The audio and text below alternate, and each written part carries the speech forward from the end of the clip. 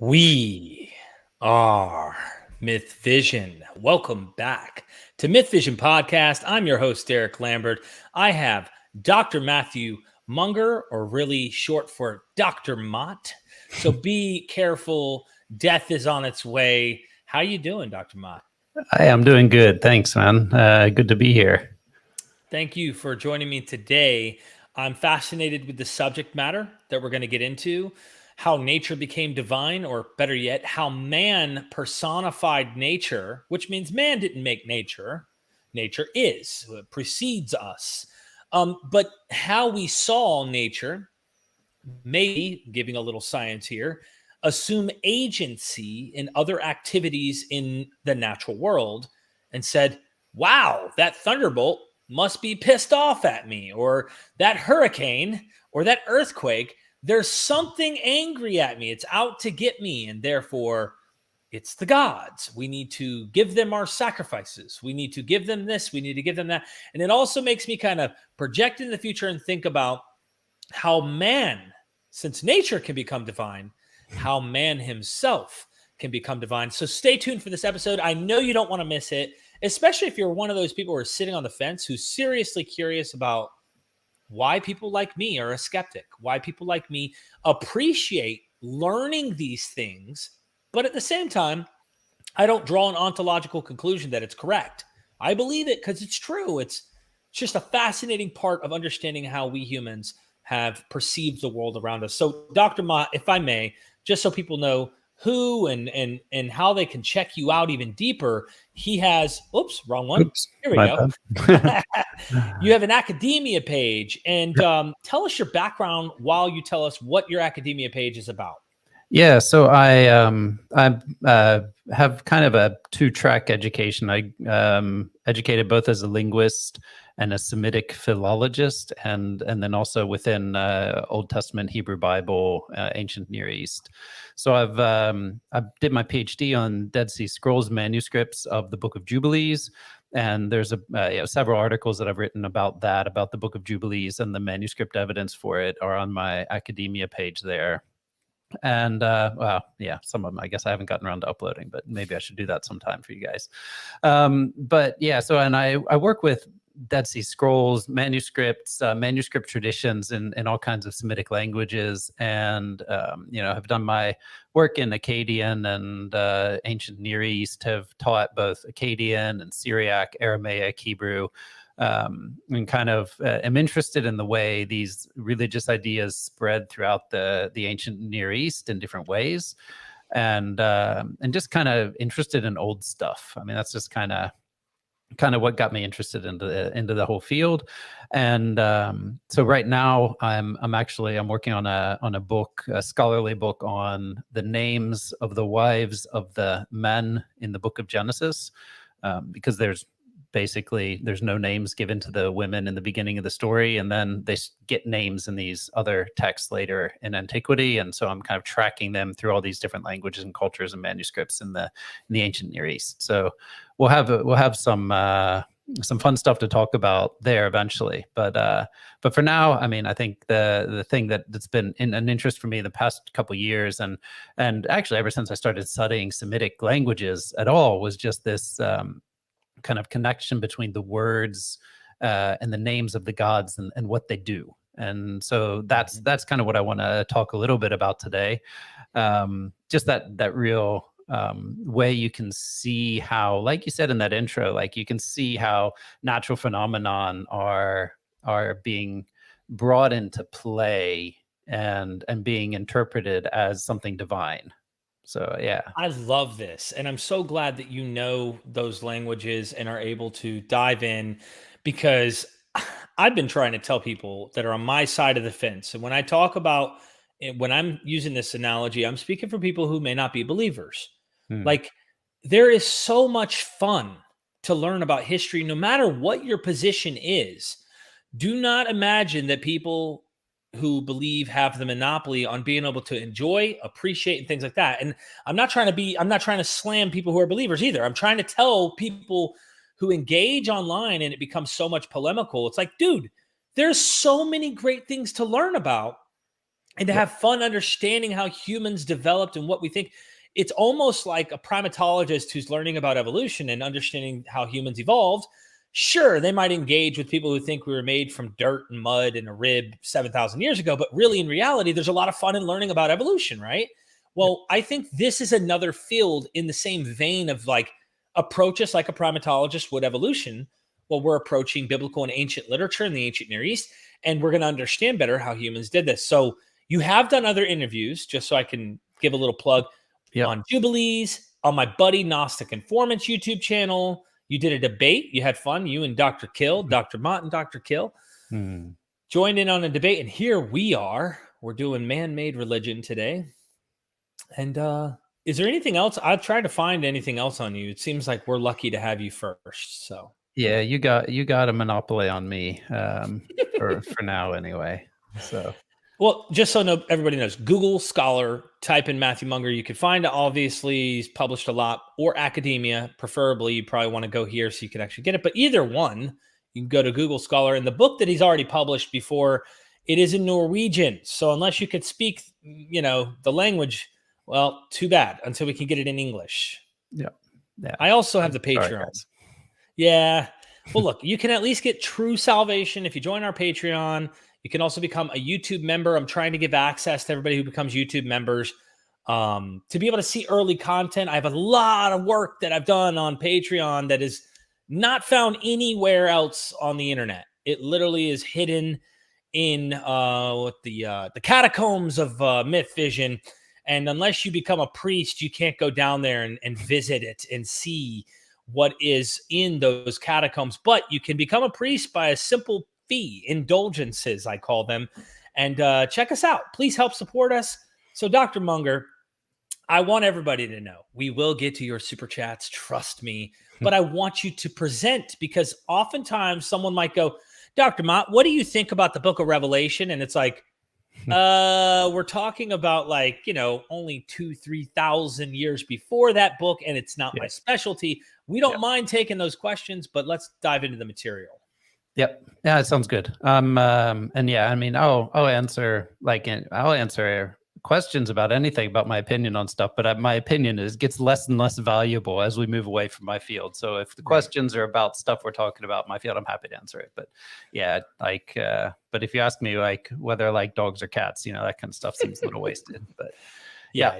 So so should we just jump into it? Let's jump into it. I just want to say thank you. We have a new angel in heaven here. Gangoff became a member of YouTube membership on MythVision. Listen, how does it feel to know that you can blaspheme at this point and enter the kingdom? It's amazing. Okay, there you go. Good work, Gangoff. Yeah.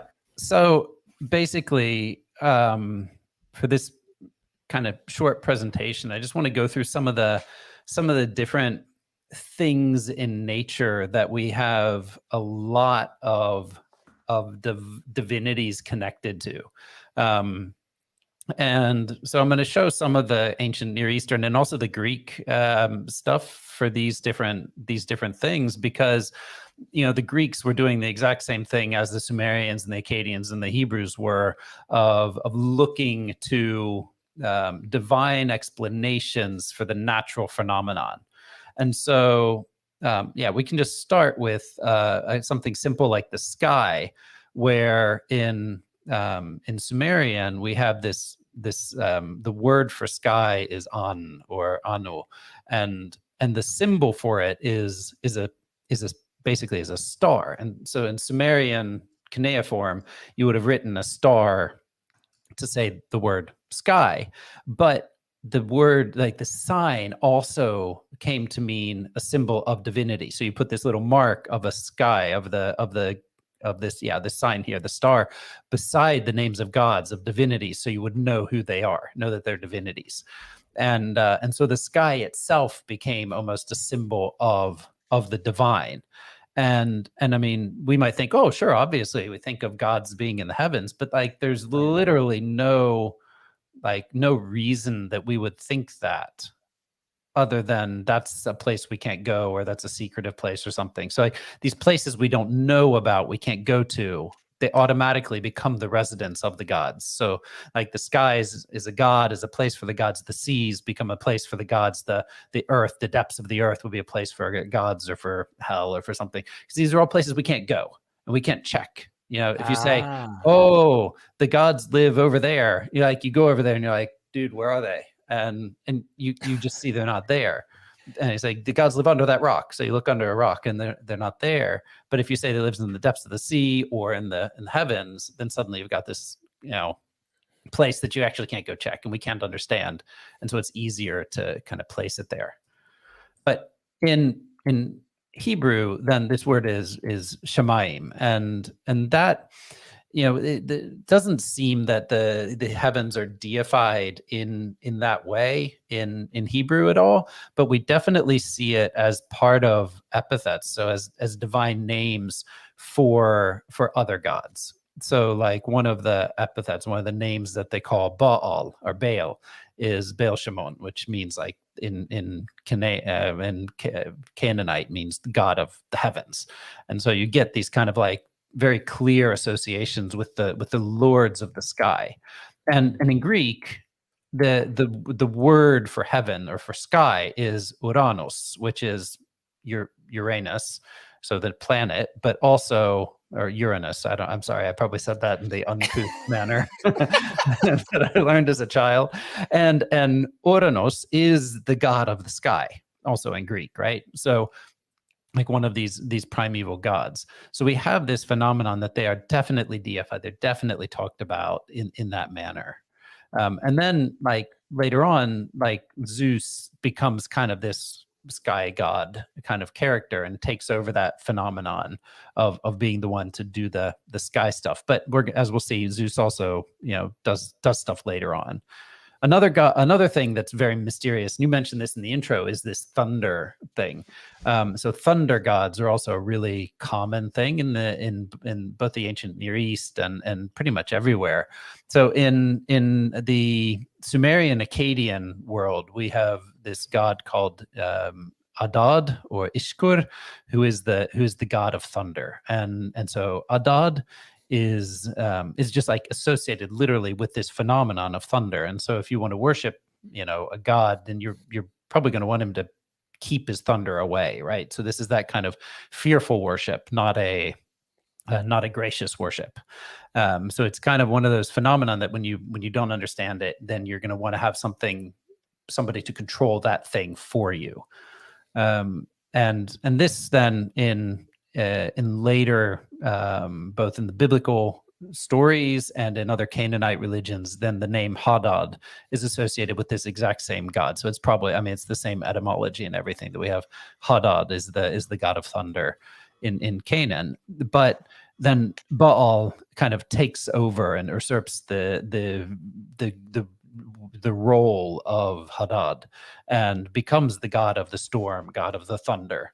And so that's one of those things that also is really interesting to see in these cultures that relate to each other throughout the let's say period up to the beginning of the Middle Ages almost, that there are a lot of different gods, a lot of different ideas of the divine that are floating around, that are developing.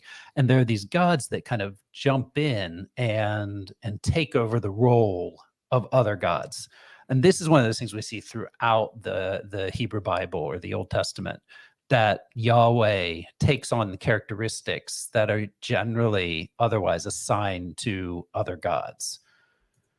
And then, so Zeus is here again, because Zeus has the thunderbolt. He's the god of thunder. He does all that stuff, and he has control of it. And what we see is that sometimes he's pretty unpredictable, because Zeus can get angry, and same way that Baal can, that just chucks his thunderbolts down and can take the lives of mere mortals just because he's angry, and he's got that kind of weapon that he can use against humanity. And then, of course, you would want to have some kind of methods to control this. And the worship of the gods would be that method of controlling it. Another one that I think is maybe even more fun is the idea of the gods of the sea or gods of water. And this really goes back to the Sumerian, Akkadian idea of how the world came to be. So in the Sumero-Akkadian creation stories, we have basically two types of water that are the two primeval gods, the two first gods. We have Tiamat, who is the abyss, the deep, the salt water, and Tiamat is the one who is is chaotic and scary and dangerous. And then on the other hand, we have Apsu or Apsum, who is kind of the deep fresh water. And the fresh water and the salt water are what mix together in creation in a way and create the other gods and become the source of everything. And when we look at the ancient Near Eastern cosmology, like how the world actually looks, we have this idea that there is salt water that's below the earth and that is kind of surrounding the earth, and then there's fresh water over the earth. And so the rain is like a sign of this fresh water leaking down or dripping down, right? And that's fresh, but the salt water that's in the sea is not fresh. It doesn't sustain us. It's scary. And so these are like two different things that need to be dealt with in different ways. And the salt water, as a kind of an enemy or as a scary god, goes through many different stories in the ancient Near East, throughout the Akkadian stuff, and then also when we look at the Canaanite stories, the Ugaritic stuff, that we have all these different stories where the sea is the main enemy. And in Hebrew and in Canaanite, then this is Yam, who is like the god of the sea. And in some of the Ugaritic tales, Baal or Baal fights against Yam. Like that's one of his main enemies, is the god of the sea. So the god of the heavens versus the god of the sea. So we have these stories throughout this time, throughout the ancient Near East, that are giving a body, almost giving features of divinity, but also of humanness to these gods. And they have interactions and they get angry at each other and they fight. And so all of this stuff is this projection of the human understanding onto what they think of as the divine. And then, of course, Poseidon is the god of the sea in Greek, and so we have like this kind of continuity between the ancient Near East and the Greek in this, that we have these gods that are very similar in what they're doing and the way they're acting and what they control. The sun, I think, is another great example. I mean, who doesn't worship the sun? So in Norway, this is something that I really observe on a regular basis, because Norwegians, it gets really dark here in the winter, and Norwegians kind of, I guess, are grown up with this, that like the first day of sun in the spring, like people just go out and stand there and stare at the sun. And where my wife's from, she's from the west coast of Norway, and there it like rains like 300 days a year or something like that.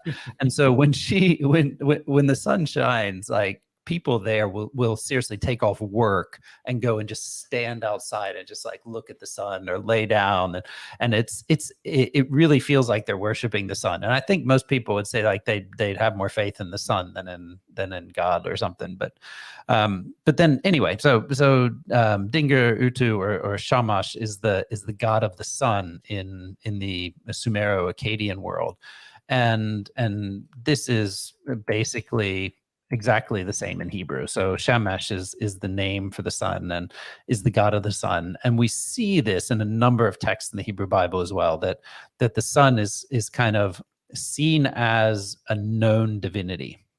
But this is also one of those things that we see in Greek. So Helios is the god of the sun, or is the sun, and is of course then the name of the sun.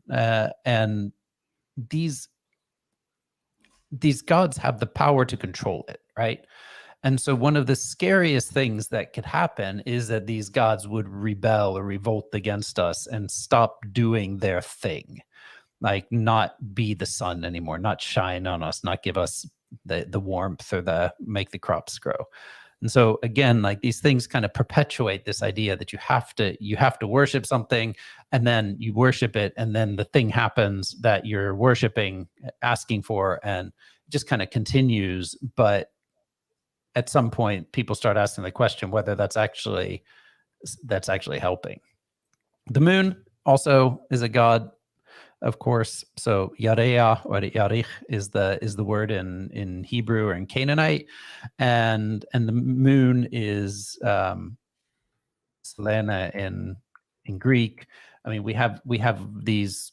Yeah, we have the same phenomenon with the moon as with the sun, especially in ancient times when the idea that it was actually sunlight reflecting off the moon that was giving the light, like that wasn't, people didn't know that. You have this thing that shows up and you don't understand it, but it's an important part of how you navigate the world.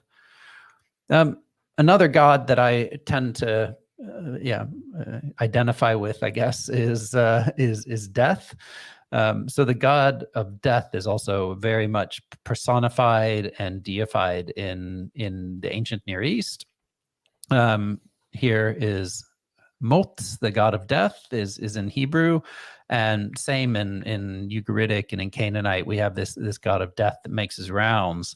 One of the places where we really see this very clearly is in Isaiah, where the text actually says that God will swallow up death forever, and the Lord God will wipe away the tears from their faces and all that. And like this plays directly on Canaanite mythology, where Baal fights against death, and death swallows Baal actually, and he has to be like saved by another goddess. And there's this whole saga about it, like the battle of Baal and death.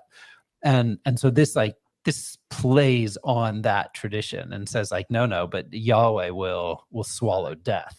And so it's like this beautiful wordplay, but again, it's the god of death, right? And so we've got this thing that is a natural phenomenon. People stop breathing, people die, but to have a sort of a god that controls that makes that happen is an important thing for navigating the world among these things that we just don't understand. And we also see it in Hosea 13. I shall ransom them from the power of Sheol. I shall redeem them from death. So I shall redeem them from the god of death, from Mot. Oh, Mot, where are your plagues? Oh, Sheol, where is your sting? All right. So this is like, again, it's giving us this picture that if you think about it very literally, it's saying that God is, I mean, the words of the prophet are saying God would literally go and pay your way out of hell by giving something to the god of death. Right? And so there's a very clear mythology here that kind of comes to the surface when you read it in that way. And then one more thing that is like pretty clearly, I think it's pretty clear anyway, is this idea that like grain and new wine are also seen as gods. They're also names of gods. So in Hosea 7, for instance, we have woe to them, for they have fled from me, destruction to them. They have rebelled against me. I want to deliver them, but they've lied to me. They do not pray to me, but howl in distress on their beds, and they slash themselves for grain and new wine, but turn away from me. And then it goes on and it talks about Baal and stuff like that. But the words for grain and new wine are Dagon and Tirosh. And these are names of gods and goddesses in the Canaanite pantheon. And so when you read this as an ancient Israelite, or you hear this and say they slash themselves for Dagon and for Tirosh, that's like they're slashing themselves for these other gods. And this is actually a phrase that's used, a few times in the Hebrew Bible, both in Genesis and in Deuteronomy. We get this grain and new wine thing, and these are two gods that are just associated with each other in a number of texts, and they were a part of the everyday life. And what would be the purpose? But yeah, it makes sense. You worship the god of grain in order to get grain, right? You want it to grow. And so you make your sacrifices to the god of the grain. And the new wine, yes, you make your sacrifices to the god of the new wine. I mean, same way as you would to Bacchus or Dionysius or whoever. Like it's a part of the understanding in this time that these gods give power or have power over the phenomenon that they represent.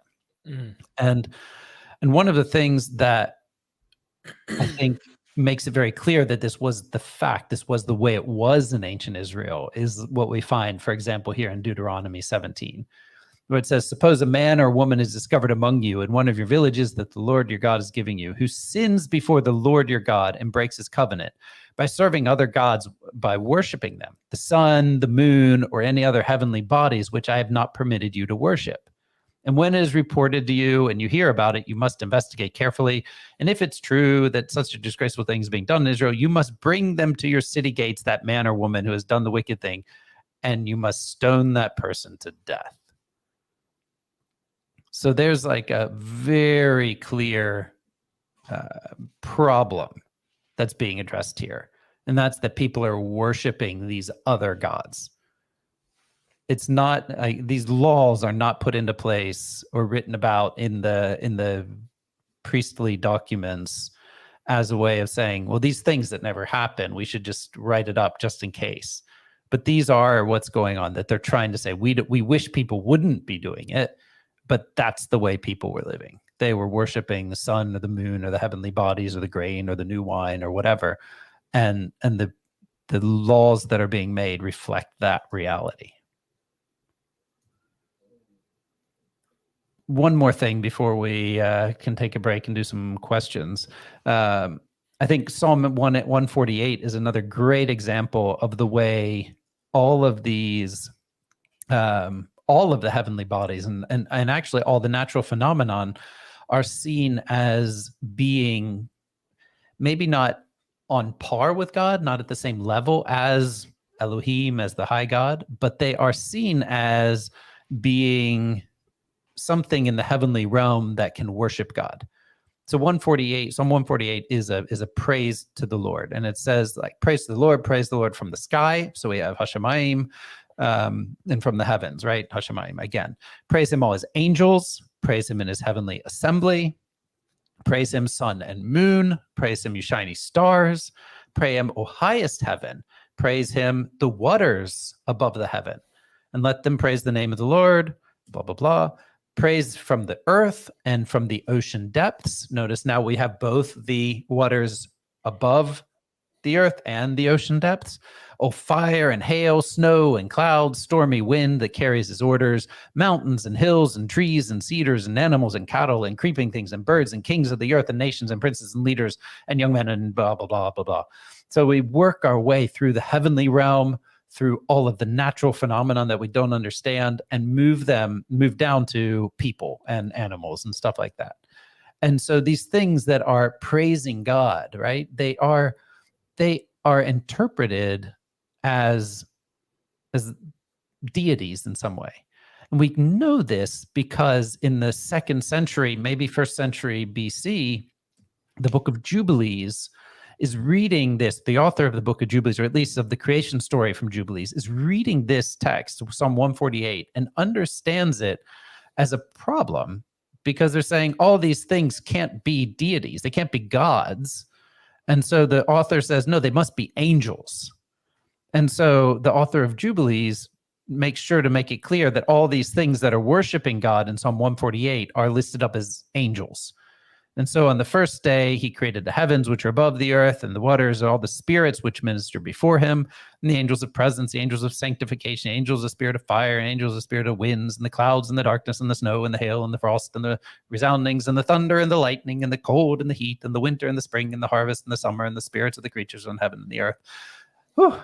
It's a mouthful, but like he's just making sure that there's nothing out there that can be seen as being even close to God that's not created by God, but they're still seen as divine beings.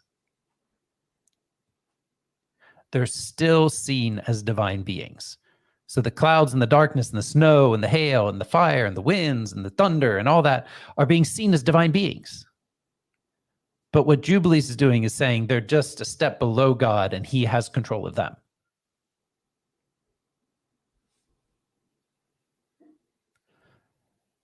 So that's that bit, I think. Yeah, that's that There's bit. a lot there to really chew on, by the way. Are we taking a break? Is that what you want to do? Well, yeah, let's take a break from me just talking. Wow. Yeah, there's a lot there. There's a lot there to consider and how that changes over time, but they still can't let go of it. Yeah, what are angels? It's kind of interesting that this idea comes up. So, all right, just started from the beginning. We'll hit these super chats and then we'll continue wherever you want to go. Nice. Again, thank you for becoming a member of MythVision's YouTube channel. It feels good to be cleansed from all your sins. The many natural phenomena in the world have, played a role, which they're actually divine beings. They're beyond angels. We're not going to try and belittle them. And thank you so much for doing that. So, Sages and Pages says, which intellectual do you think came closest to grasping the nature of religion? Karl Marx, Sigmund Freud, or Max Weber? Oh, wow. Sages and Pages. I mean, putting me on the spot here. So I mean, I think they all have their points in different ways. I mean, Weber's a sociologist, Freud's a psychologist, and Marx is a politicist or a political scientist, basically. I mean, if we think about them like that, then I think they all describe religion in ways that make sense within the realm they're speaking to. So I don't consider myself Marxist in thinking about religion necessarily, but I think he makes some keen observations, and I think Freud also. I don't know. I have a hard time putting those in an order, but I do think that Weber's probably come closest to where we've gone, or has set the tone maybe for modern study of history of religions in a more broader sense than the other two. So I guess Weber would be what I would say is more influential maybe on my thinking of the nature of religion, but the other two definitely have pretty solid credentials and points within their realms. So Thank you. Appreciate that. Sages and Pages. Stop Scamming Man. Hi, do you think Deuteronomy was writing suspiciously found in the reign of Josiah, or that it was a document purporting to be this?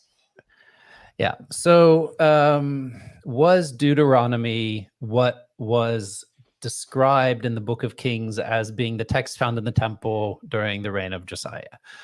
This is a notorious claim by biblical scholars, and the way I would answer it is that I think the book of Deuteronomy is intended to be understood as the book that is mentioned in the text. But that doesn't mean that the text nor Deuteronomy actually refer to the time or can be traced to the time of Josiah. So we simply don't know enough about what's happening in pre-exilic Judah to say whether this text was written or if Josiah found something, because Kings is a text from after the exile or from exilic or post-exilic times.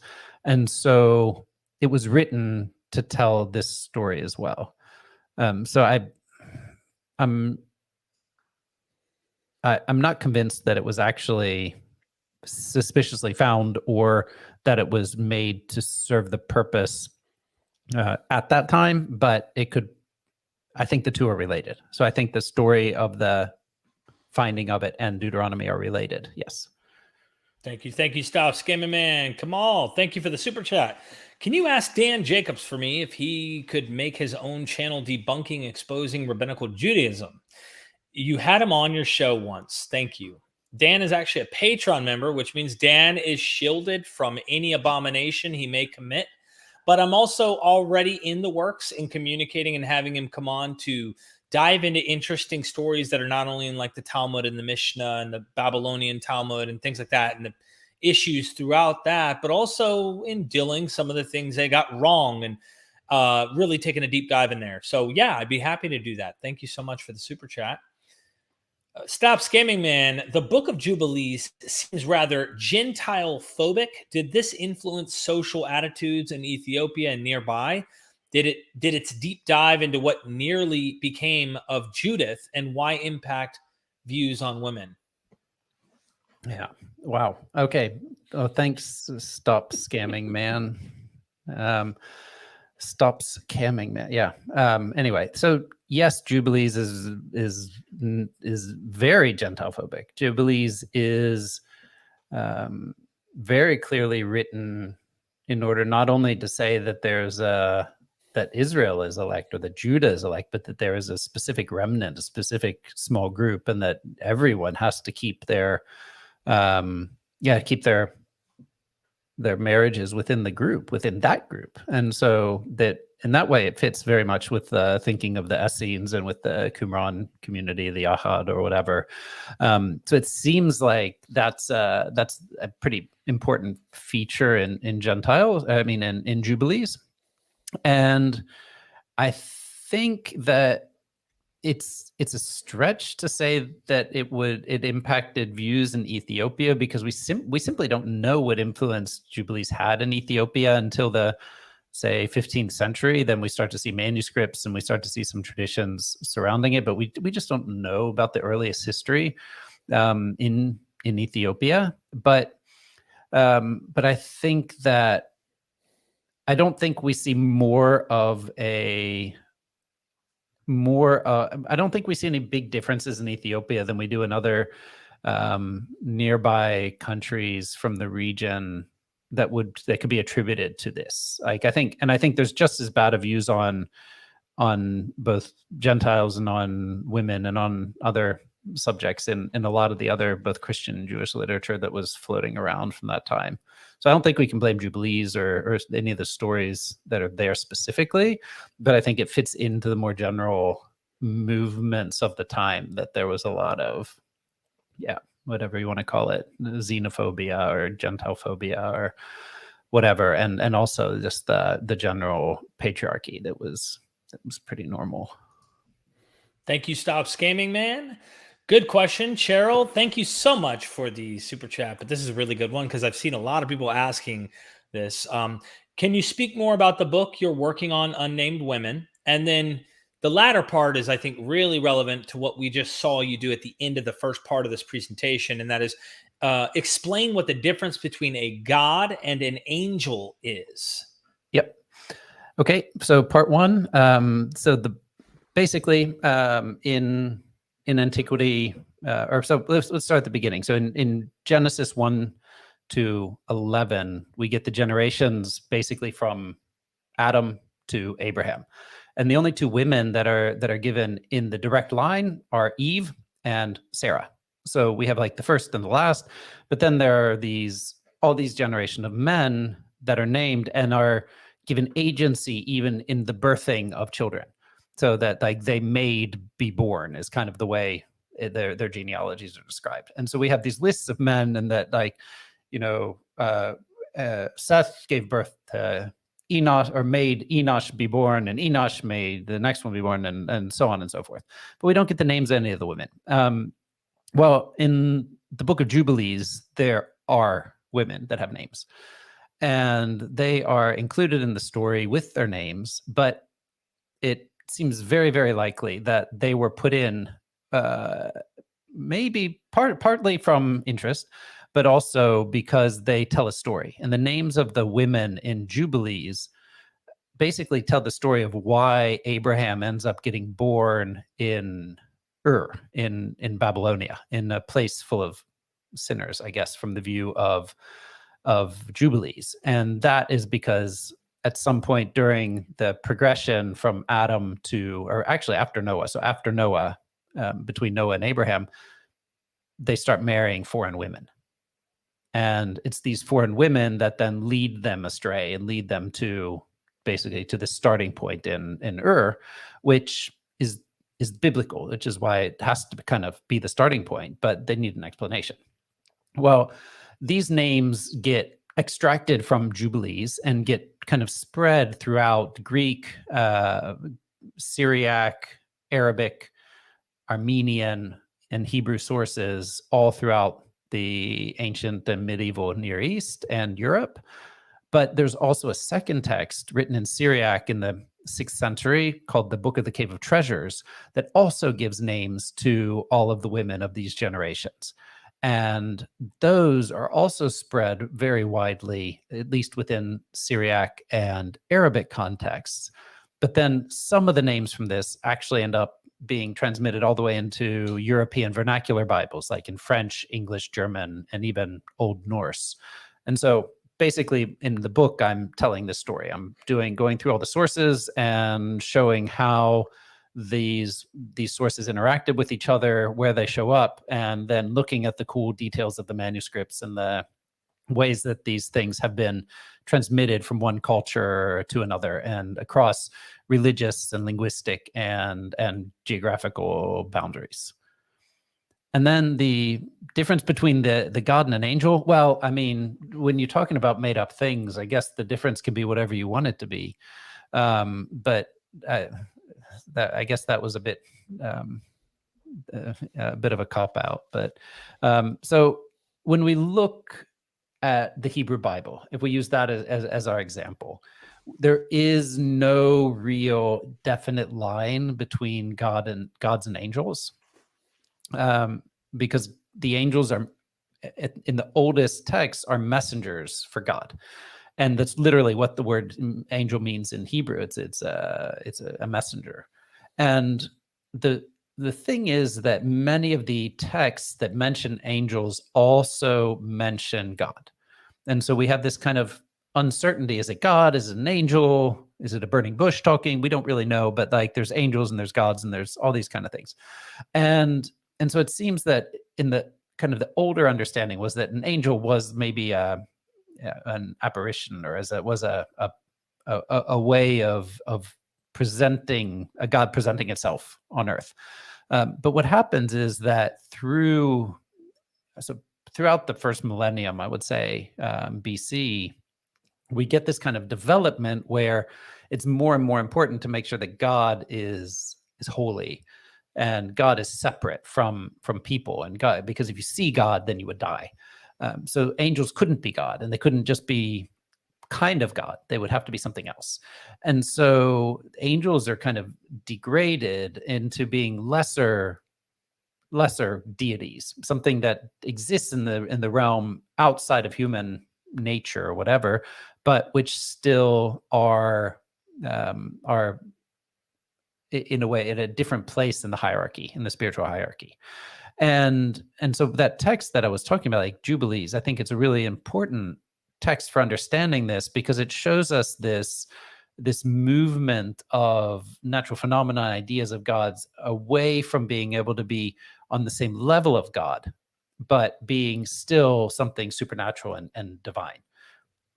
And so when we get to later Judaism and Christianity, then these angels are sometimes really, really important, and sometimes are just seen as something that it doesn't even matter, and so we see, like in more spiritual directions in Christianity and Judaism, then angels get really important. They're really important in the Book of Enoch and in Jubilees and in those directions, and do things, interact with humans. They do a lot of the transmission of knowledge and of secret knowledge and that sort of thing, but there's still something separate from humans. And so in reality, I don't know if there's a real good definition of the difference between them, or even what an angel is, because it seems to change depending on the text and depending on what people want to get out of them. I think it's interesting too how it talks about heavenly tablets, and then there seems to be later tradition in Second Temple Judaism. We see a hint of it in Paul. The Gnostics like to really jump on this stuff, and they kind of mention like, well, the Torah was given by angels. Oh yeah. Does that mean it wasn't given by God? Yep. There's a huge question. Yeah. And is this playing into Paul's idea, where a lot of scholars think Paul's not really pro Torah? He's not really he's one of these weird Jews who thinks that like hey, this is not of God. These are angels. This is of angels or something. I don't know. Well, I mean, I don't think that. So maybe, yeah, I think Or you're right maybe that it's there's not some. perfect. I think you're right Maybe that there's some scholars that would say that. But what I yeah. think really is happening is that it just shows that that Paul was a part of Judaism that was much more nuanced than we've traditionally understood it as. Mhm. And so when Paul says that in Galatians, he says, because we know that the law was mediated by an angel. I mean, he doesn't say yeah, you might have heard that or something. You know, he's like, we know. Right. And so this was an accepted position that the law must have been mediated by an angel. And in some of the texts, there's an angel there. But it's just this whole problem of Moses going up and down the mountain that just gets in the way. But it's clear that during this period, during late Second Temple Judaism, there was the idea that there was a law written on some sort of heavenly tablets or heavenly whatever, and that it was an angel that needed to transmit that. And shockingly, 600 years later, Muhammad is doing the same thing, right? There's an angel reading the heavenly book, telling him what to write down. Yeah. So this is like a very clear tradition in the ancient Near East that goes all the way up to Islam, that there's the heavenly thing, and the angel's job is to kind of transmit from the heavenly realm to the human realm. Thank you, Cheryl, for that. Great question. I was waiting for somebody to actually bring that angel one up. Stops Gaming Man says, hi, do you think it's accurate to speak of J, E, and P sources? Do I think it's accurate? So I'm not a fan of the traditional documentary hypothesis because I don't believe there were documents that encompassed all of what we would call J or E or P or anything like that. So some people talk about a supplementary hypothesis where you kind of have a text that's developing and being edited, and then strands are coming in. And I think that's probably a more likely way of looking at it. I think there were a lot more sources than J, E, and P. So I think that there were probably some major strands that were combined, and there's probably are parts of what we consider to be the J and the E and the P sources. I think there's a pretty convincing argument that after the fall of Samaria in 722, that a number of northern intellectuals would have made their way to Jerusalem, bringing their stories that were very parallel to the stories of the south of Judah, and that could be why there's a J source and an E source that have very similar stories that give us doublets and things like that.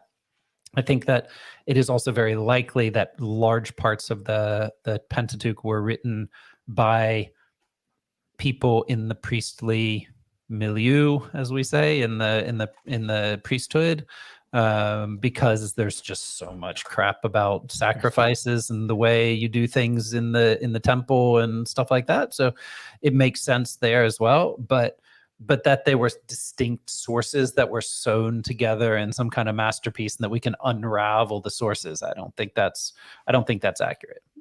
Thank you so much for that. Book of Jubilees and Enoch available on YouTube in audio book form, by the way, folks. Thank you, Stops Gaming Man. Appreciate the tip. Just a Dude, what is the potential relationship between, and I cannot read this, and Israelism? From Sarah to Isaac to Jacob, Israel, as well as its relationship to the importance of dust clouds and laughter in Israelism. Israelism? I don't even know if I know what Israelism is. What is Israelism? Help me out, Just a Dude.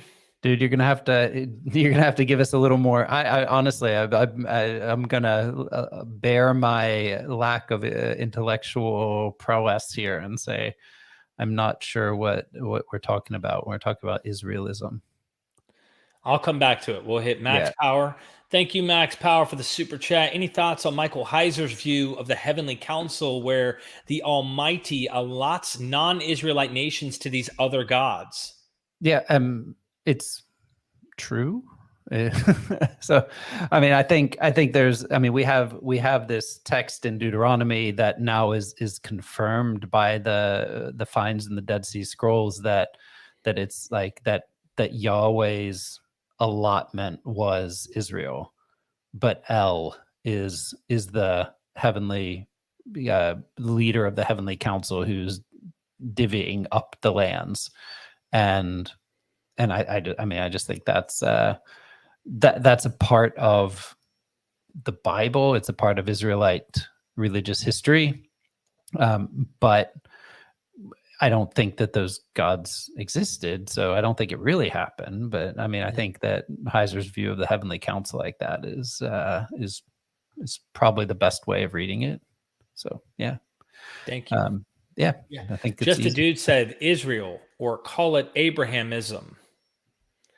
So going back to the super chat, I guess it's just within the vein of Abrahamic religion. What is the potential relationship between? And I don't know what that symbol. It's really small. Yeah, I can't even see what the symbol is.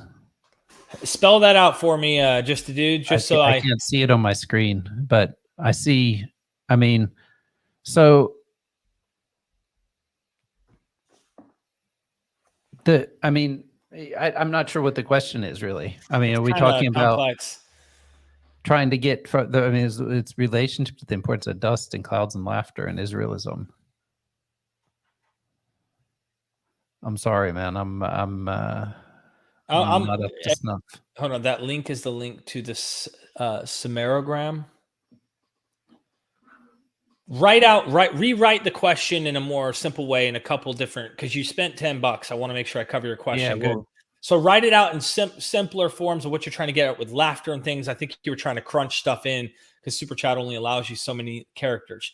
I'll get to the next one. We'll come back and then we'll continue our the presentation. Greg Kosarick, thank you for the Super Chat and for being a member. I really appreciate it. Are you aware of the studies that the same part of the brain lights up if you ask a person about what they believe versus what their God believes? Yeah.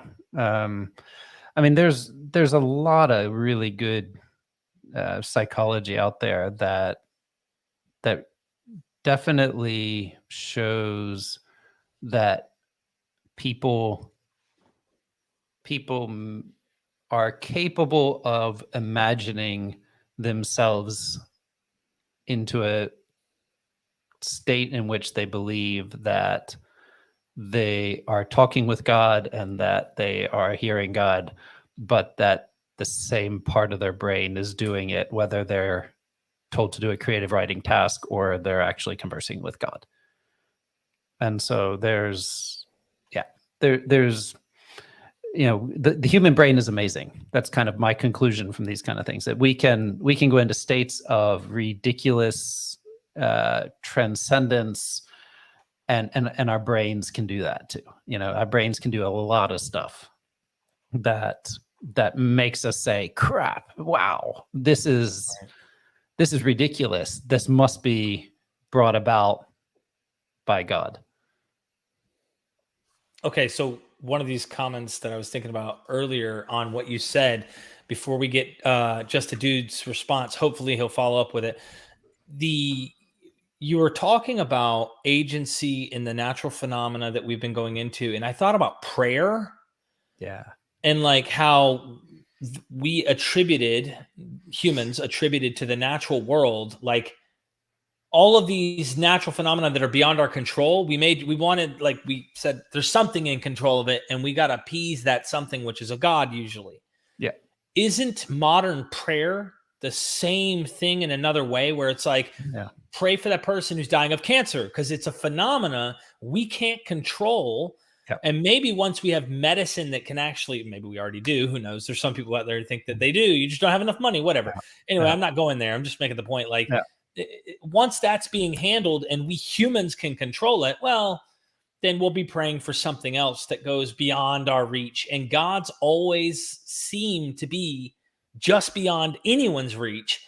Another comment I had, and then just the dude did respond, is this makes me think of the myth of the lost tribes of Israel, even the myth of the 12 tribes, because I'm interviewing the scholar Andrew Tobolowsky. I hope I pronounced Yeah. his name. Yeah, you Friday. got him? All awesome. Friday. We're going into the Great. myth of the 12 tribes. Yeah, And he's really cool. His book is amazing. So they're yeah. always just beyond the river, Yep. just on the other side of the mountain. You can never get to them. And then when we do get on the other side of the mountain, they're on the other side of that other mountain. Yep. Finally, later in history, you find out, because I read it's what is his name?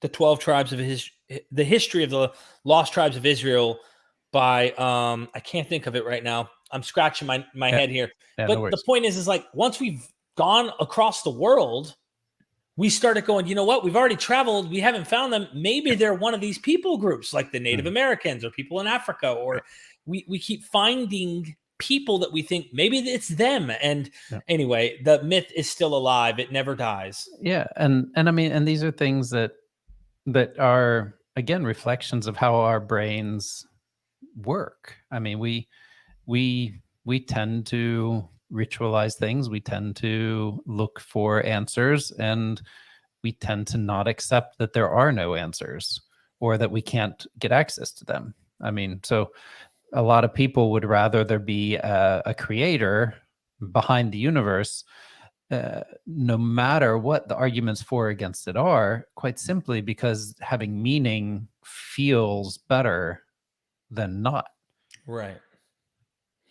Just a dude said, and I don't even know. So, whatever these symbols are, is the first attestation of the name Israel. The next symbol is the first logogram of Israel. It is Sahar, which is Epirum, cognate to Hebrew. Okay, so thank you for writing in big letters. Now I see what you're doing. And then the original question was just asking whether or not that I think that the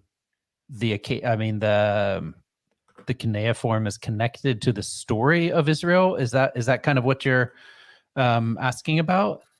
Yeah. Yeah. What is the relationship between them? Yeah. I mean, like the thing is, I'm not convinced that there's this kind of overarching ancient story that is the Israel story. I think we don't have evidence of Israel anywhere in Canaan even until like the 12, 11, 10th centuries. And so like having it be some kind of ancient thing I don't think is realistic. And so then being actually a Sumerian phenomenon, it's just I don't think there's any real connection to it at all. And whether it's then some kind of Akkadian pickup, I don't know. I don't think there's a causal connection from that side. And so then when we look at like the story of Sarah and Isaac and Jacob, Israel, and all that, it's there's definitely a development from earlier traditions where Israel, because Jacob given the name Israel and all that, but I don't see that the things of the dust, the clouds, the laughter, all this is important in Israel. It's just they're motifs that show up in a couple of stories, and they're not central. Like it's not something that's been created around these kind of things. It's more of they're just motifs that show up in the story. Like the Isaac and the laughter thing it disappears like after the Isaac story. It's I don't see it as a running thread or anything through the story. So it might be deeper than what I see, you're welcome to comment back if you see something that you want to explain to me, but I don't see it as a realistic thing. Thank you, Just a Dude. Once again, wanted to try and make sure I tried to get your question. Indo, what was with the religion's obsession with the savior afterlife, where this originate? Also, what made Christianity stand out among similar religions? So we're outside of your expertise, but definitely. Well, yeah. So I think the religious obsession with the savior afterlife, this is like religious studies 101. It's what do we do with the fact that animate people, animals, whatever, cease to be so. And the fact that I then will also cease to be animate one day. That's like the basic fear or basic obsession of I guess of religion. I mean, so the question is, do we get born again? Like we find in Hinduism or Buddhism or even ancient Greeks. That's what Plato thought, right? That's what Plato and Aristotle thought, was that we just get born again. So they didn't like the Jews, because Jews, when they sacrificed, they thought maybe you're killing one of your ancestors who's reincarnated into a animal form, actually. So there's yeah. And so this reincarnation is a way of solving the problem of the afterlife, because if you just can keep being reincarnated, then you don't have to worry about it, because your soul isn't dying, so you get to continue. And then there's that place where you can go and be in the afterlife if you break free from that cycle or whatever. And I think that's just this existential fear that's behind it. It's a psychological problem that has a sociological and religious solution. That is, we agree that these are the things that happen, that push us there, and we believe it because our parents tell us, and the priests tell us, and the whatever everybody else tells us, that that's the way it is, and so we interpret our life within that model. And that's just the way religion works, you know. And so where does it originate? Like, it's always been there, because Gilgamesh is about his existential fear of both losing his friend and then his own mortality. Like that's literally like the oldest story we have. And that's what it's about. It's about, what do I do? My friend died. I want to save him. I want the tree of life. Or the plant of life, or whatever. How do I live? How do I survive? How do I not die? So, and what make Christianity stand out among other religions? They convinced the emperor, and the emperors convinced each other long enough that it lasted, I guess. That's kind of my take on it. It's a shortcut to Constantine, but I mean, it's like, I think, I'm not sure. I don't think we have a really good explanation ever. I mean, I imagine that, by the time you get to Constantine, I imagine him looking for a political solution to unify, because so much division's happening. If you have polytheism and it seems everybody's got a different god in a different area, you're not united in the same way if you're under the same umbrella with the same ideology. So you want to unify that ideology, and you see there's splinter sects of that monotheistic ideology. You need to hone it in and have a creed set so that everybody sticks to the same idea of that monotheistic ideology. And Judaism, I heard, was even tempted with, but it was like, they're just too stuck in their ways, whereas we can modify this Christian thing. And of course they did, in a different way. Yeah. So, well, and I think too, we have the whole, I mean, Christianity was a religion that really appealed to the poor. It appealed to the masses, and it was something that said, like, no matter what the suffering you have in your body and in your life and everything, like, have no fear. Jesus is coming back, and you'll be made perfect, and you'll get to live for heaven, and you don't have to do anything. You have to be anything. You just like join us, and you're good to go. And like, it's a nice thing to be told. Like, right. I mean, it's a good message. Like, I mean, we've both been there, Derek. We know that it can tempt you, that message. Absolutely. Thank you, Indo. Sages and Pages. I think that'll wrap that up on the super chats here, I believe, and then we can get back to your presentation. Yep. What do you think is most plausible origin for the cult of Yahweh as opposed to Elohim? Yeah, so I think Yahweh probably is it was a southern Levant god. It came from the oldest text we have kind of refer to him as a warrior god from the mountains, or from the came out of the hills. And so I think he probably was a divinity that was known from a people group in the southern Levant, and came out of the desert as a warrior god kind of thing. And that was convincing enough that he hung around, I guess, got the power. Absolutely. Thank you so much. I did a video with Jericho. I can't remember how to pronounce his name. He's in Southern Africa, on the origins of Yahweh. And it is not easy. Like, it is just so complex trying to sift through everything he was describing. I got to do a follow-up with him, but it is very, very complex. Anyway, thank you so much for that, Sages and Pages. Just a dude is following up that we're done. We'll continue. Sorry. The logogram is also, was it Sadhu for mountain? This means that in Genesis 16 through 17, the gram is related to Shaddai, Isaac, Ishmael, etc. In Hebrew, the word for laughter is related to the words for clouds.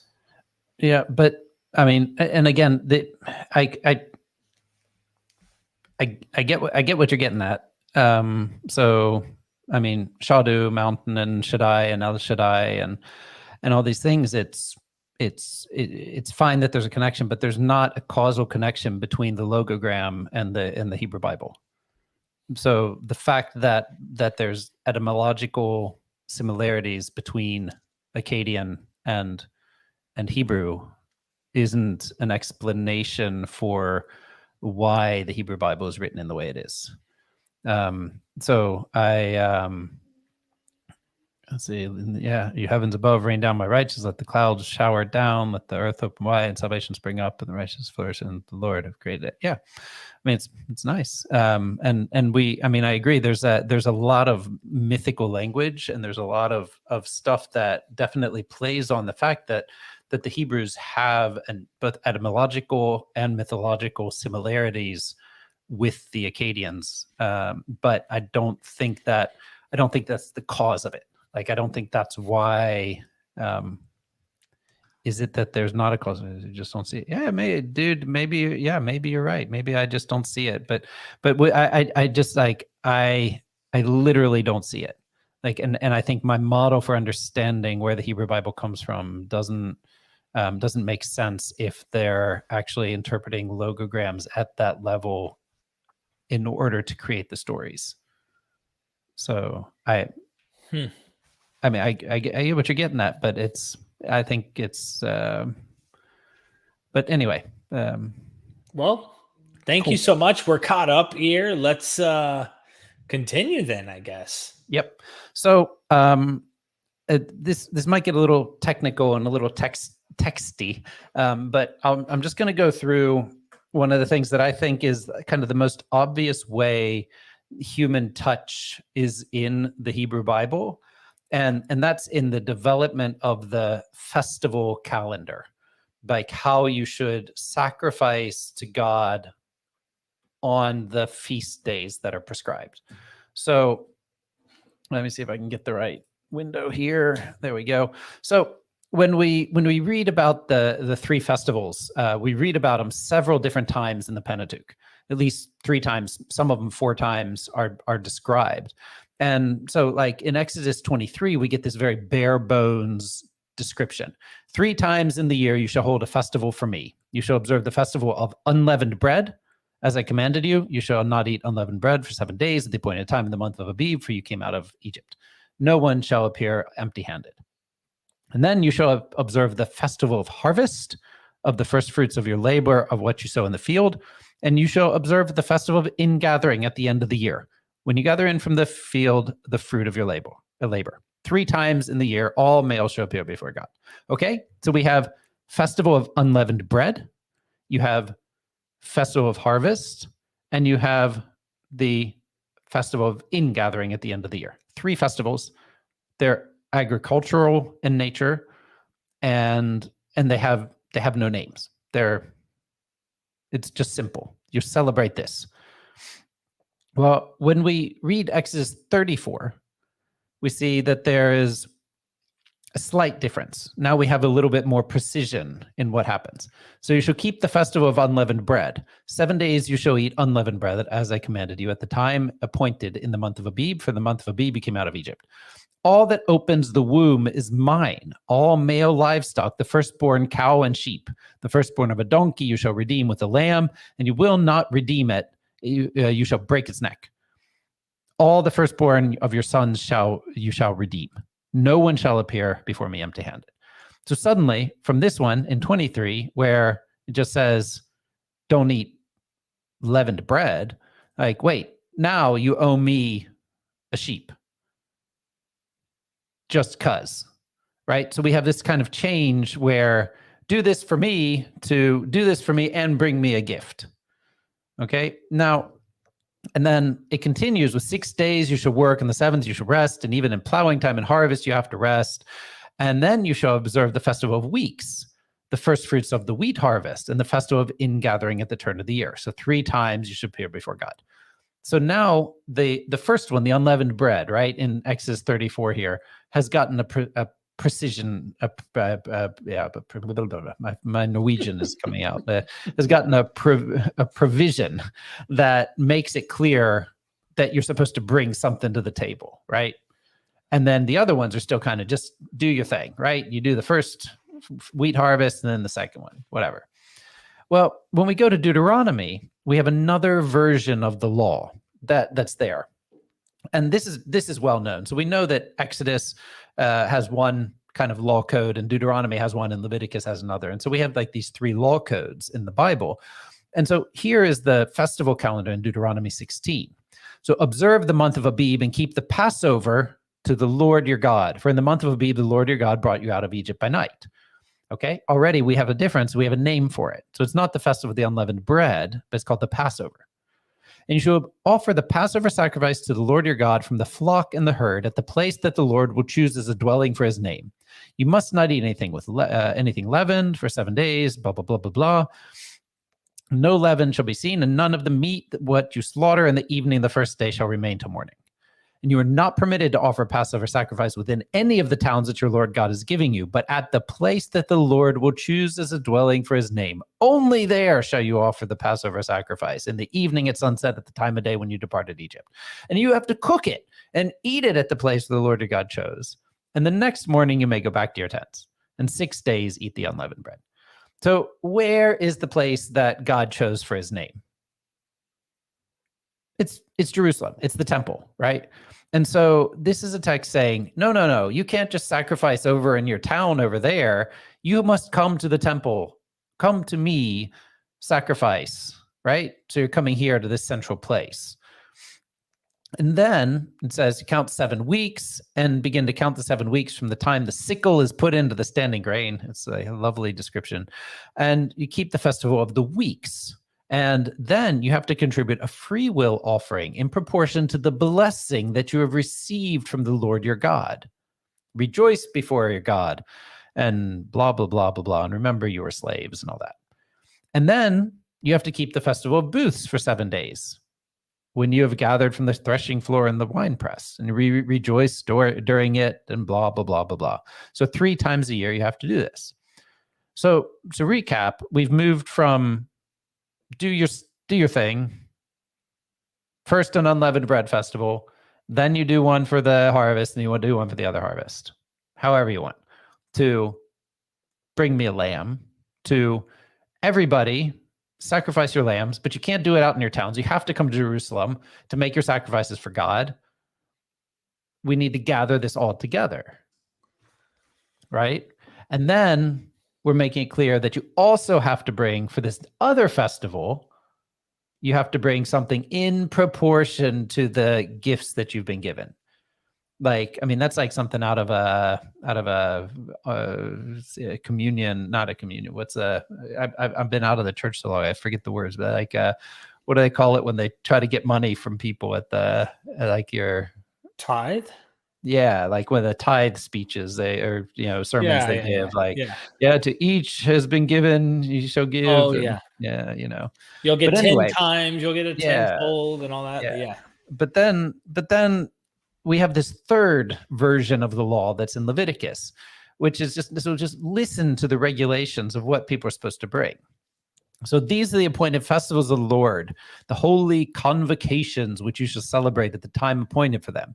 In the first month, on the 14th day of the month at twilight, there should be a Passover offering for the Lord. And on the 15th day, the same month, the festival of unleavened bread to the Lord. 7 days you shall eat unleavened bread.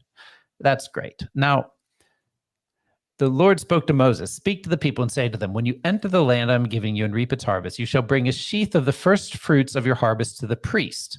He will raise the sheaf before the Lord, and you may find acceptance. On the day after that, the priest shall raise it. And on the day when you raise the sheaf, you shall offer a lamb a year old without blemish as a burnt offering to the Lord. And the grain offering with it shall be 2/10 of an ephah of choice flour mixed with oil, an offering by fire pleasing to the Lord. And the drink offering shall be of wine, 1/4 of a hin. And you shall eat no bread or parched grain or fresh ears until that very day, until you've brought the offering to your God. It is a statute forever through your generations and all your settlements.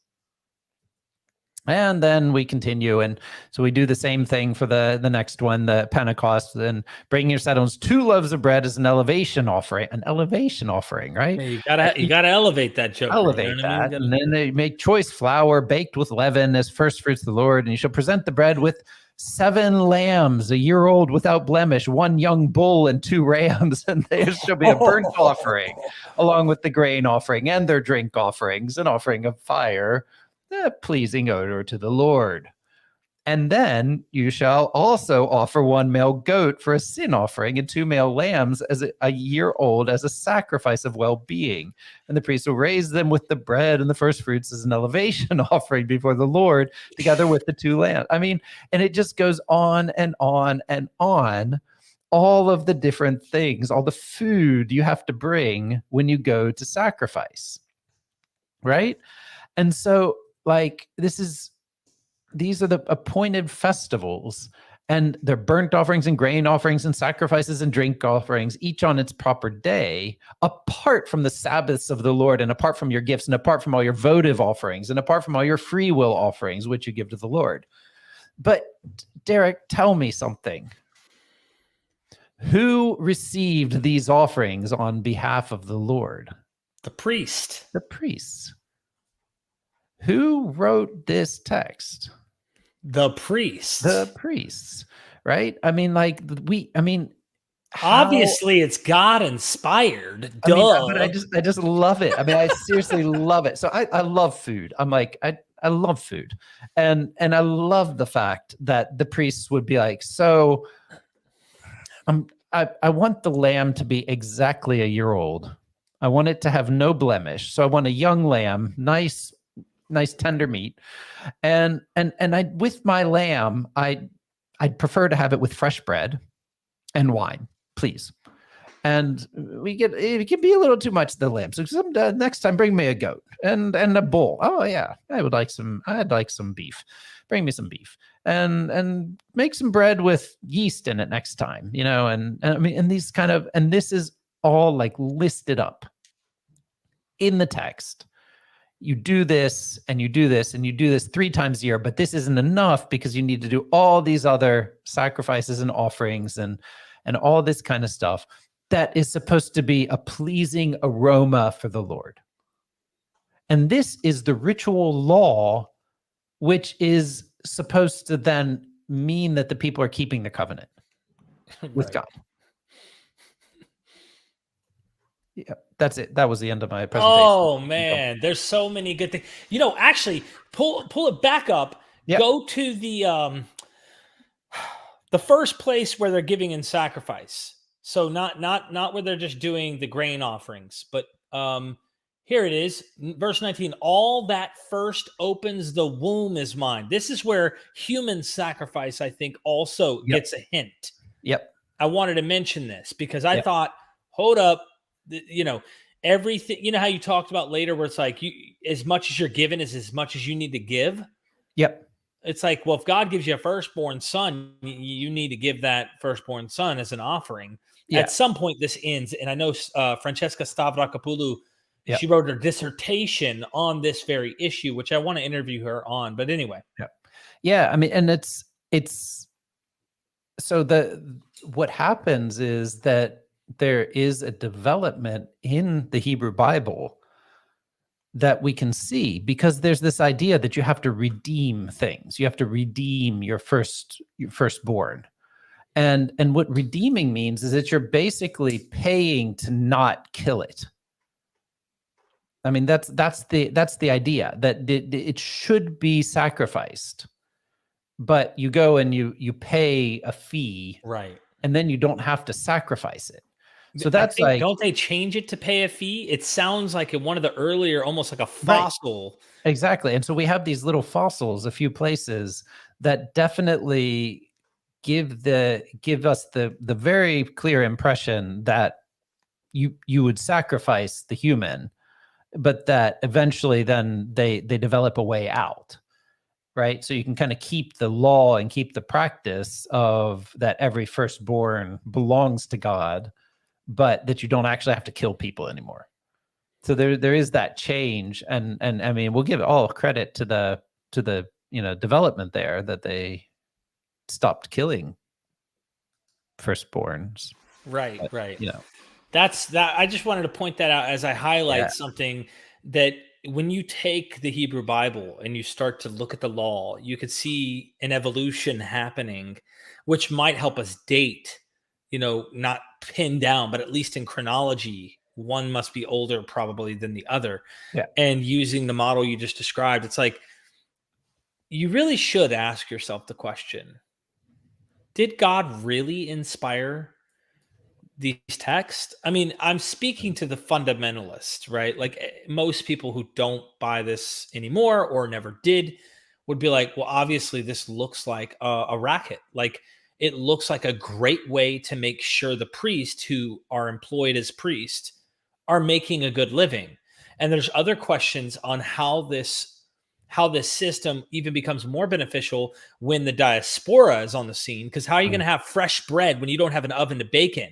yeah, You're not local. You have to travel. So now you have to bake your bread. You have to find it. And then, there's even the issue of like, here you're bringing these cattle, and if there's a single blemish, they'll take it.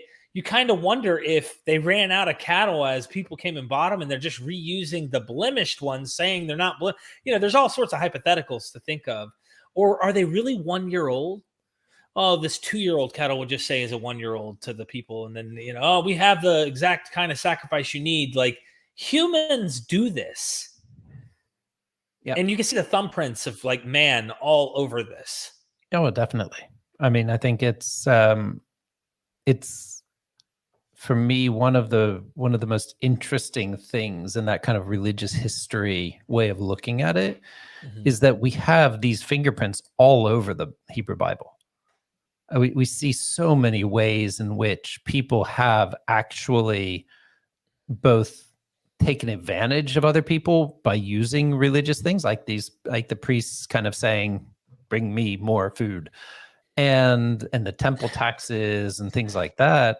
But then also the opposite, that they did have traditions that were bad, and later texts kind of say maybe we shouldn't have been doing that, and they're trying to negotiate it, but they can't quite get rid of all the fossils. And so there is a development in a better direction too. I mean, it's not just that everything gets worse and worse, but there's that kind of negotiation going on that is just so clear that it's not a one eternal statement that is true for all eternity, Right. but there's these kind of human touches throughout it that are saying, wait a minute, that was a really bad idea.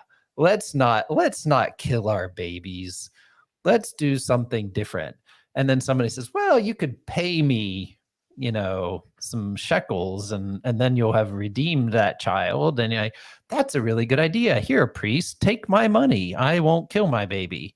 And now keep in mind, this is something that I think is important in the human sacrifice thing. And I know that you didn't like, that's not your specialty, but you're well Mm, aware of this, I'm sure.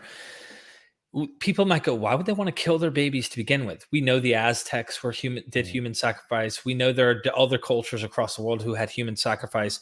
But like when we talked about earlier in this episode about lightning and thunder and all these natural phenomena that they are assuming are real gods, agents are controlling these phenomena, volcanoes, you name it.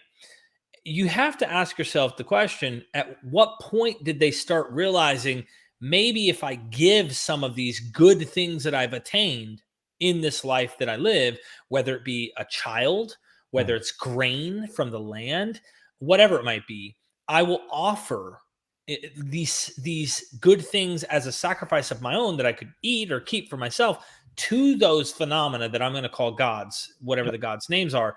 And the greatest of those would have been human sacrifice. But at some point, I imagine this just started backfiring when they had lower populations or something, and they realized, like, we can't be killing the very offspring we waited 9 months to produce in order to, like, we're not getting anywhere. So someone shifted the law and like, well, you know, the gods actually, they told us they don't need human sacrifice. They just need to know that we have offered them, kind of like we baptize our children into the church. We're kind of selling their soul and their life, if you will, to this religion in our minds, if that makes sense. Yeah, well, and I think you're spot on. I think one of the really interesting things is to see how, you know, of course, there's not really much human sacrifice, but like all of the other things that we needed the gods to do before, a lot of people would just put to that one god now, right? And so it's when things get out of control, you know, so there's been a drought in Europe, you know, and what are the churches doing? Well, they're praying for relief from the drought. There's been a drought in California, and what are churches doing out there? They're praying for relief from it. You know, when there's flooding, what do they say? Well, God, you know, stop the flooding. You know, and they do give that agency to God still, but it's just that it's kind of all subsumed into that one God. But it's only there when things go wrong.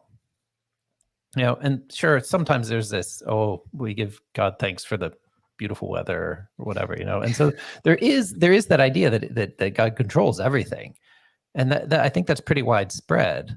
And especially when you get into the more conservative and fundamentalist Christianity, you definitely get that idea. But where we see it the most is in these prosperity gospel, give me your money, I'll make you rich kind of things, that really get people to believe it. I mean, they really get people to send money into their churches where say, yeah, just give us an offering, seed money of $100 and it'll grow 100-fold. It says it in scripture, and people do it, you know, because they believe, send your money to God's thing, bless this money, it'll explode.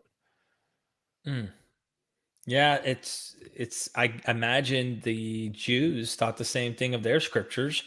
Obviously, it was preserved for a reason, and they find it sacred. And this is why I think they were bending things throughout their later oral traditions about, well, no, these oral traditions go back to Moses, but you can imagine they bend some of the stuff to fit their modern ethics and whatnot they're dealing with, especially when they're competing in a world of Gentiles who have more inclusive laws than they did. They had a pretty exclusive view of things. And that's why I enjoy Cattell Berthelot's book. It's actually right above my head, the black book right there. Nice. It's blurry, but it's Jews and the Roman Rivals, about how pagan Rome impacted Jews. Really interesting. Yeah. I'll take a couple super chats as we. So is it Nafrin? I hope I'm pronouncing your name properly, but thank you so much for the super chat. You had a comment above this, and I just did not want to leave you hanging. What do you tell people who say, yes, Jews were polytheist, but the one only God appeared to them, so they know about the one only God, Yahweh? Yeah, I mean, so you're right. It's I mean, clear that there were polytheistic practices in ancient Israel. So that's clear. And then that's their story. I mean, I think you're exactly right. That's the story that would be told, is that they were polytheists, and then the God appeared to them, and some didn't catch on in the beginning, but that the total story is that they in the end were all convinced, or that the majority were convinced, and that's why Judaism is a monotheistic religion. I just think it's a story. That's the only real difference. I think that's great that they. I think you're describing exactly what the story of the Bible is. So it's just whether or not that story is historically true is the point of contention. It's not so much whether that's the story. So I think definitely you're right that's a very good argument, but I just don't think it's true. You don't buy it? You're not going to go and offer your firstborn? I'm just kidding. Yeah. I don't think he'd let me. He's a little big for that now. Well, I don't know. You've read the story of He can take me. Abraham. Yeah, he can. My firstborn, he's bigger than me now. He can take me. You got to trick him. Tell him to lay down. We'll wrap him up with ropes and make sure, bring down the dagger. We hope an angel appears out of nowhere and says, stop. It's okay. We know you'll do it. JT Warren, thank you for the super chat. Why did the Assyrians come against the Assyrian siege, and why record the capture of Lachish unless it was a real accomplishment? So why did the Assyrians come against the Assyrian siege? I'm not sure I understand what that question is. I think the Assyrians probably did take Lachish. I'm not concerned with that. If you're referring to the debate I had with Jonathan a while back, I think what we didn't agree on was whether or not God murdered a whole bunch of Assyrian soldiers outside of Jerusalem. I think that Hezekiah paid a tribute, and I think after the defeat of Lachish, there wasn't much ambition left, and the Assyrians pulled out without having to be slaughtered by an angel of the Lord. Do you think the later development where they're talking about how mice and this and that is all because they're trying to explain why he didn't destroy them? But really, if the historical kernel is, here's a lot of money, dude, we don't want any problems. Listen, please don't destroy us. Here's a ton of gold. But later they're telling their own stories like, yeah, we kicked their ass, man. Yeah. Well, I think there's probably two separate traditions, because I think the Egyptian story about the mice is also an Egyptian story about the fact that they thought that they were going to get overrun by the Assyrians, but they didn't. And the same thing happened in Judah. So I don't have any problem with the historical reality that the Assyrians came, made it most of the way down through the Levant, so to around Jerusalem, Lachish, and the plains, and fought with both the Egyptians and the Judites, and then turned back, because we know that they did. And then they turn back, and then they're not decimated, so they go and destroy Babylon. Like, they go destroy Babylon, so they're not decimated by mice or men or angels. So it's, Thank you for that super chat.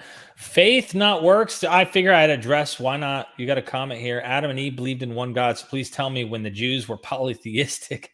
And then, hold on. It says Adam and Eve believed in more than one God. But Adam and Eve are fiction. So I'm not even gonna I don't know what to do with that comment. So as a historical reality, I mean, there wasn't a Adam and Eve. I don't think many people still hold that position, that there was a couple that lived in paradise and wouldn't have died had they not screwed up by eating the wrong tree, or eating from the wrong tree. Because even William Lane Craig is like, no, it didn't happen. Yeah, I mean, most apologists now have realized that that's a very difficult thing to defend, and so I don't think. But even okay, so let's take it at face value and say, so if I understand your argument correctly, then what you're saying is that because the first couple were monotheists, then every single person in the rest of history should have been? Like, I don't get it, because Adam and Eve weren't Jews. Were they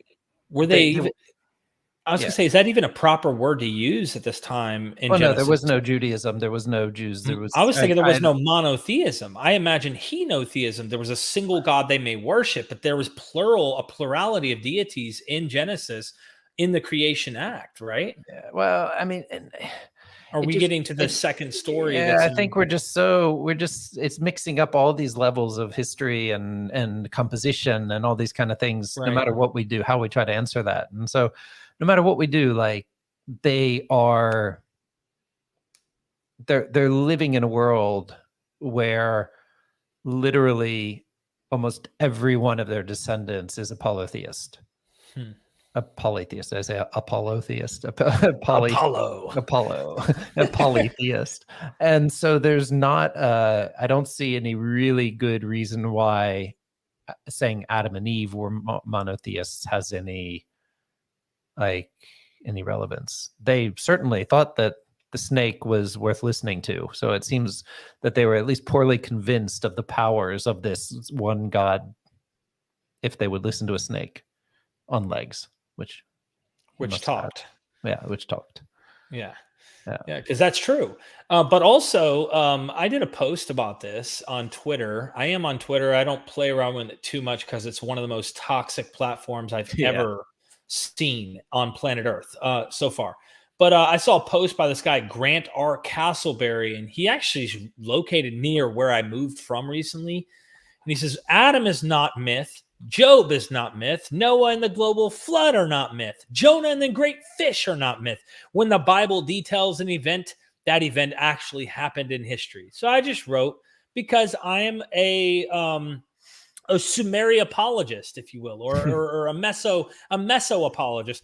Enkidu is not myth. Utnapishtim is not myth. Gilgamesh and the global flood are not myth. And Dagon, the great fishman, are not myth. When Mesopotamia details an event, that event actually happened in history. So, did you get a response from him? No, I got a ton of people who shared it and just hearted or whatever. That's hilarious. Very well done, sir. I appreciate that. I didn't want to, some people were in the chat just kind of wanting to jab at him. Yeah. I figure why not get an older story and or older characters of older stories and then just be like, this is true. This is when it documents that this happened, it's true. And so why not?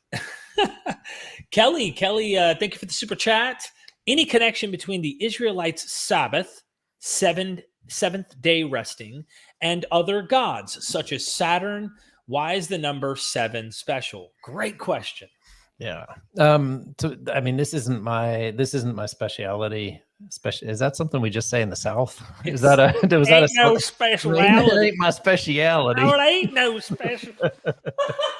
Oh man, I'm letting my roots come out here. Exactly. But yeah, so what we know is that there are other traditions that do have the number 7 as important and then do follow a rest cycle and things like that. There's some Akkadian evidence of it, and we don't know exactly why 7 shows up, because 7 is the one number there that is random, I guess you could say. We have a lunar cycle that is 28 days basically, and so you could argue that it's 4 times 7 is the 28, and that might be the origin of it or something like that. And that, or it's the closest, 7 is the closest thing that both fits into 364, 365, and 28.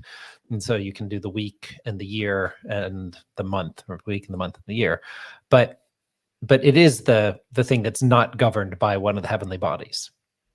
And so it is a bit strange. And so but there's books, big books written on it, but I'm not the expert there.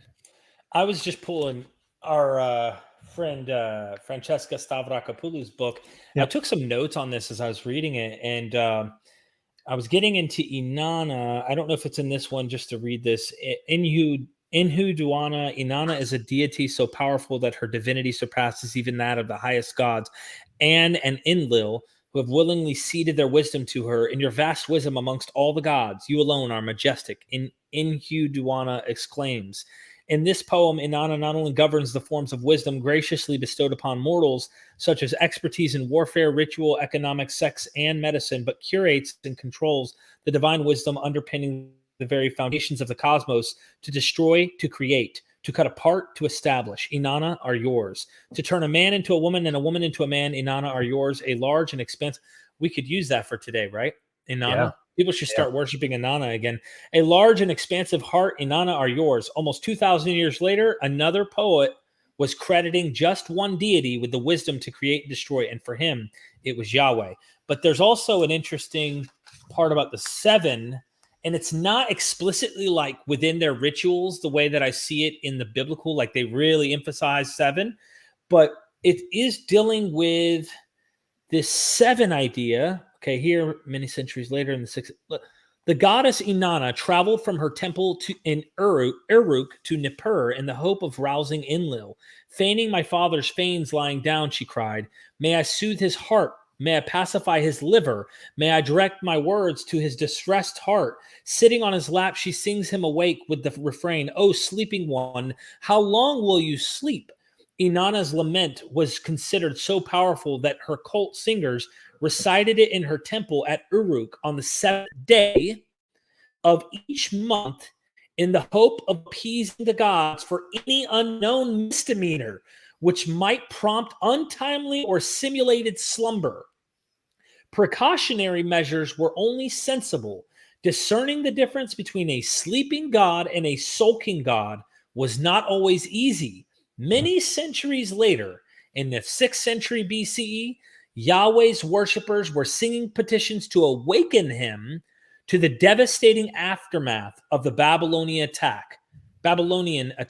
Rouse yourself. Why do you sleep, O Yahweh? Awake. Do not cast us off forever. But this sleeping motif, I imagine like it's like in case any accidental. In fact, when I used to speak in tongues, the Christians told me you build your faith by speaking in tongues more because you don't know what the hell it's doing. But you're also like, often Christians would tell me, you're asking God to forgive you for things you don't even consciously know that you've committed. Wow. So I'd be in my car driving going, and thinking, all right, I'm covering my sins. I'm not even kidding you. I know it sounds nuts, but I'm dead serious. Dude, that's cool. And yeah, but so if we could just we'll circle back to Kelly here, because you're reading about Inanna and Inanna is Saturn, right? I mean, this is one of those connections that we have, and so we may have some connections there, like with the rest, but the thing is, we just really don't know enough about how these things happened, how the Sabbath really developed. There's some Babylonian stuff that every 7 days there was a, I think it's actually called like an evil day or something like that in the Babylonian stuff. And then there's probably some Persian influence, Zoroastrianism and stuff like that. But yeah. Is it Saturn Day? Saturn's Day, yeah. Yeah, and Sabbath falls upon this very day, it seems, but it is Friday night to Saturday. So it's it's Saturn's Day. Yeah. So, yeah. But I don't know. And but I love that our days are also mythologically defined. It's right. Very nice. Yeah. Kelly, good question. Thank you. I'm sorry I had to bore you with my reading, but the non-boring part is that was from Francesca Stavrakopoulos. So she's really good on seeing that old stuff. So Bradford Baldwin, thank you for the super chat. Surely priests didn't think their detailed donation instructions were going to be incorporated into text for 3,000 years. But what usage were these for at the time? Where were they posted or sent to? Yeah, that's a really good question. Where were they posted or sent to? I mean, and this is the question. Like, so I certainly don't know, and I don't think we have a really good idea of how big the Jewish cult was. And by cult, I don't mean cult. I mean the offering of sacrifices. That's like the cultic function of the religious establishment. I don't think we know. And so this is one of those things that I always kind of shout at Jonathan Sheffield when we have debates, is that he just thinks that Judaism is way bigger and way more important in antiquity than what we have evidence for. And so we don't know how many people would have been going to thank you, just a dude. Thank you for the correction. Yeah, you're right. So the big thing that we see is that we we have these rules and institutions that are very clearly taking care of a priesthood, and the priesthood seems to have functioned very well and has left us their description of the religion and how things should be done. And we don't have as much evidence for what regular people were doing. So we don't know if people were going up to the temple every year, 3 times a year. We don't know for sure, and or at least we don't know especially in pre-Roman times. Let's say as we get into Roman times, Herod builds the temple. He kind of increases it during the Hasmonean times too. The control. So Hasmoneans from the 140s, I guess. So Maccabeans in 160s and the Hasmoneans in 140s. BC have control of the land of Israel, and that is the time when we see kind of developments happening in government in Judah and in Israel. And so there's a political reality that's different from the time before, when it was controlled by other empires. And then in Roman times, especially with Herod taking over, he builds the temple, or expands the temple and the Temple Mount. He does the palace. He does all these great establishments to kind of increase Judaism. But we just simply don't know whether these were rules and regulations that were read in the villages of Judea and Galilee, and we just don't know whether people had this as kind of knowledge that they had to go up or they did it, or whether these things reflect the common practices that were done. We don't know if everybody did it. We don't know. We just simply don't know enough. And so I agree completely that they didn't write that in order to have some quack like me read it 3,000 years later, 2,400, 2,500 years later, and make fun of it. But the point was to feed the priesthood. Like that was the point. Just like the tithing in Christian churches is that they say, oh, well, it says in the Bible you should give us 10% of everything you make. And then it's to feed your pastor, and their building projects. I mean, I just think it's obvious. The priests are in it to make sure that they're getting more out of it, right? Well, yeah, and I mean it's the same thing. I'm a professor, so I tell students they should study religion. I mean, I think it's valuable. I think what I do is a good thing. I like what I do. I think it's important also, and I think it's a very interesting subject to study religions and the history of religions and languages and all this kind of stuff. But at the end of the day, it also is what buys my food. Yeah. So you're doing the same thing. You're out there. No, and so what we do is in order to to get a day's living, like we contribute to society in the ways we do in order to get paid for sustenance. And I think so. I don't blame the priesthood for doing that. That maybe that's the important point, is that I'm not critical of the priesthood per se for doing that. I think it's. Would you agree that it's because of inflation? Modern, money hungry, smack you over the head, poor gullible grandmother sitting on a couch being tricked by some TV evangelist who sucks her out of $1,000 she doesn't have because she lives on a fixed income because she's afraid or whatever, she wants to get a blessing, and they're ripping her off. It's really, I wonder if the motivation plays into that, and then projecting it back onto the poor Israelite living with their 5 sheep, and they're just trying to survive. And here are these priests, maybe, I don't know. I don't know how successful they were. They might be flying in their ancient airplanes, so to speak, compared to the rest of the society, and sitting in temples, doing whatever the hell they want.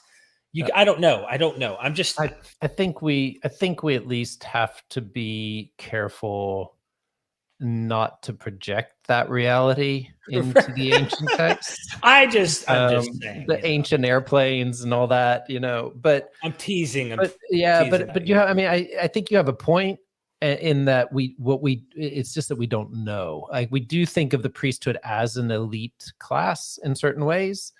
So they would have have access to a level of society that was different, but they also seem to have been a class that really needed protecting and taking care of, and so they were reliant on the gifts and the hospitality of their neighbors. So it's probably not as glamorous as the guys with their private jets and the Benzes and whatever they drive around in. But I'm just I'm with you. I'm just teasing. Yeah. I ask if that's like the motivation why we would like have a judgment looking on these texts. But as far as the historical reality, of course, it's completely different. I'm just trying to compare it, like the guy flying in jets compared to the typical mom living on a fixed income. Yeah, definitely. And but then again, you're right. As far as writing, the society wouldn't have had these skills that they did have, and there's a lot of different things we can get lost into and here. again, like I think just the fact that